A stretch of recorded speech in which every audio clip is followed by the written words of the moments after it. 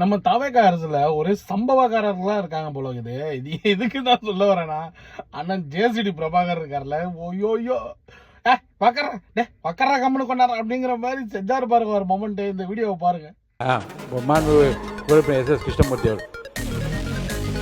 மாண்புமிகு பேரவைத் தலைவர்களே, அனைத்து இந்திய அண்ணா திராவிட வேண்டாம், அதெல்லாம் வேண்டாம். நான் அனுமதிக்கல.